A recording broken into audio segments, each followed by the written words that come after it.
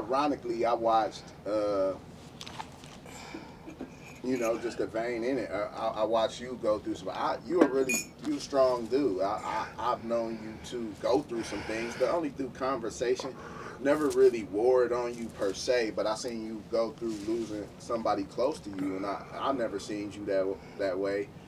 It was a vulnerability that I felt like was due, because somebody like you should be able to grieve or celebrate in whatever aspect you can, be able to process information so you can get back to the world. But how did you? I mean, I don't even know how far out that's been, but how did you tackle the difficult aspects of your life to be able to continue to not fall subject to your pain or your trauma?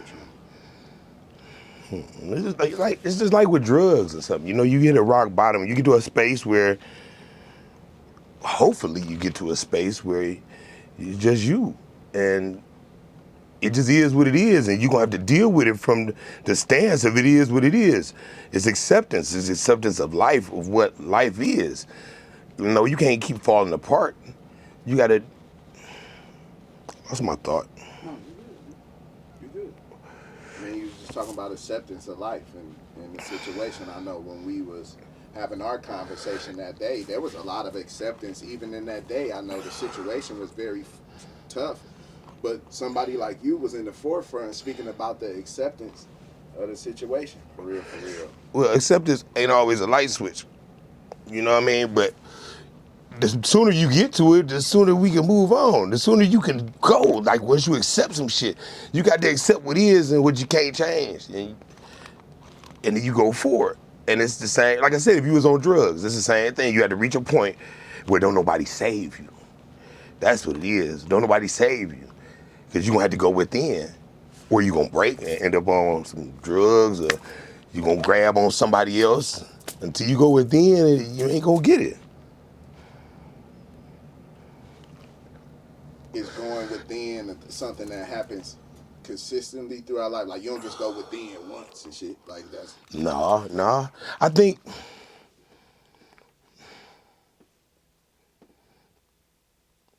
it's like a change of your vantage point. I think I said this before. It's like a point in my life where it felt like life was just all coming at me. It's just shit is always happening. Just flat tired, something. And then once I adopted that got in that space where I got in, then I kind of got like behind myself. You know what I mean? And I could put a boot in my ass. But a lot of times we be looking for somebody to save us. You're looking for your mama, your lawyer, somebody to talk to, help somebody, because, ain't nothing coming out the sky. But I think that thing is that you had to go in there. And it's when you're alone, it's quiet enough where you can get some answers. But you got to accept some shit. You got to get past all the illusions in your life. Because it'd be a bunch of illusions. That person you be dating, that shit ain't right. It's just an illusion. It's just bullshit. Everything is just bullshit.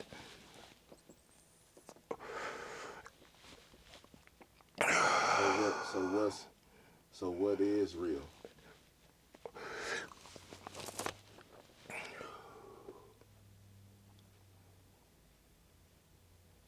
think that's a perspective question.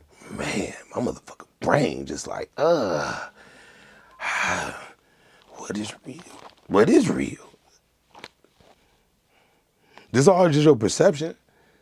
So everybody's real is different, but it's got to be a universal real. Yeah. Because even the things I believe about, like atoms and molecules and shit, I've never seen it with my own too. I mean, I know I can go get a telescope and a microscope and see it, but I still don't know it. They say that this ain't a solid thing. They say there's just a bunch of shit moving.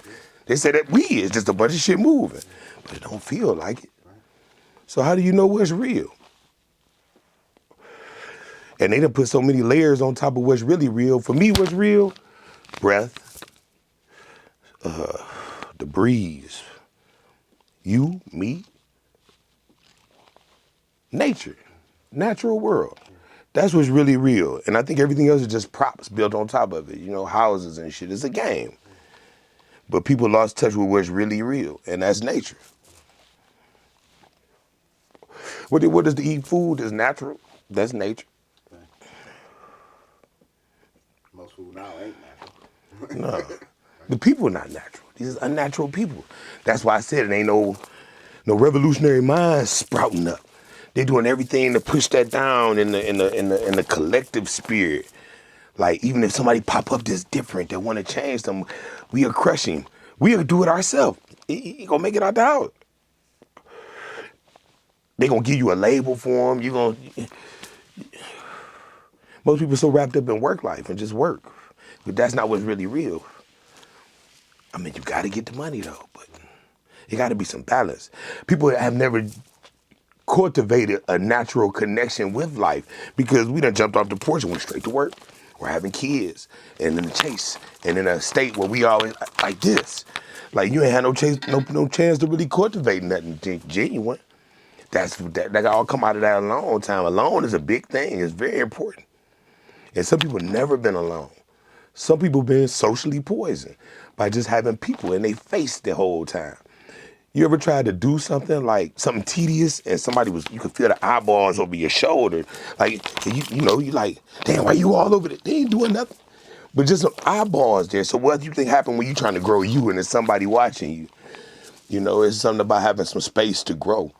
And in this era, we don't really have space to grow. With the constant, the feed. The constant feed, you got something to react to and respond to all the time. Like, so when can you ever cultivate a genuine thought? And who taught you how to think? Did they teach you how to think? At the school, the people, the ones eating people and shit. You think they taught you how to think? That's funny that you said, because you always talk about concepts, right? The concept of going along in nature, most of the time when anything grows or manifests to something different, it spends a lot of time by itself. For real, for real. Yeah, like a seed. Yeah. Or a cocoon. Everything got to grow. Yeah. But that's nature, and that's a natural way, and we're not taught anything about what's natural. We got this thing telling you how to be. Ain't it funny again, because this is a point that you just made for me, that we spend most of our time in the house, in the park, in the nature is like 2 hours on the weekend or something like Man. that. Like it's Man. totally flip flop. For real, for real. Where the park is a moment, you know what I'm saying? And then, like you said, this game is built this the whole time. You just put that in perspective for me. Yeah, I figure most people I know, they work like 40 hours plus overtime. They trying to get money. And it's if it's a two-parent household, they working like a motherfucker. You got like in the evening, besides sleep, that you cut yourself short, you probably get about 5 good hours. Get yourself some dinner and feed the kid or something. So if you got a kid that's in the formative years, then you're not really teaching the kid. Because you don't have any time. When you got home in a few hours, what you do? Have some drinks or entertain your date, your lover, or you clean it. Maybe you got your car and your oil change. Like, who really teaching that kid? That kid has been fed information from the time it woke to the time it sleep. From this phone, from the school. None of it's coming from you. None of it's organic. None of it's coming from your ancestors. None of it's to help build you up and make you the strongest you. It's just to keep you in this victim state, this reactionary state where you always responding to something. And people always want to check something. They think that's power. That's the weakest shit in the world. All I see is people yelling, bitch ass motherfucker, like flipping out. Like, that's not power. That's how little girls act. I agree. I think I chose entrepreneurship because even though give my mom all the credit, man, for putting in the work and doing and providing that stability, you know what I'm saying, in our family, but I dreaded not seeing her at the football games, and she did the swimming and some of that, but that's why I chose the videography and the entrepreneurship. I sat there with my oldest son in my hand, bought me a computer, bought me a camera, and learned myself, went to YouTube University, you know what I'm saying, and really taught myself because I wanted to continue to spend the time with him. I couldn't see going away for these many hours a day. I just couldn't see that. Ironically, with co-parenting now, it turned out kind of the same way. But in the household, I wanted to be able to spend the time because I thought that cultivation was the most important thing. If I could find a way to feed the family while staying at home, that to me, that would have gave me the best way to raise the kid the right way, for real, for real. Which I can't say that entrepreneurship is for everyone, right? I think you spoke to that just right now. It's like, yeah, I can try to teach people whatever, but it's not for everybody. So I think a 9 to 5 is just for some people. That's tough to say. Oh, for sure, for sure. Everybody's not a boss, Yeah. but they sell this imagery, so everybody like they want to be a boss, or they don't even know if they want to be a boss. They just hear that that's the thing to be. It's like an outfit. Yeah, I'm a boss. I had a phrase that always, I'm a boss too, and I'll be like, okay, you ain't got nothing to prove. You're a boss. You keep saying that. Just boss. Do some boss shit. Let me see it. People cuckoo, man.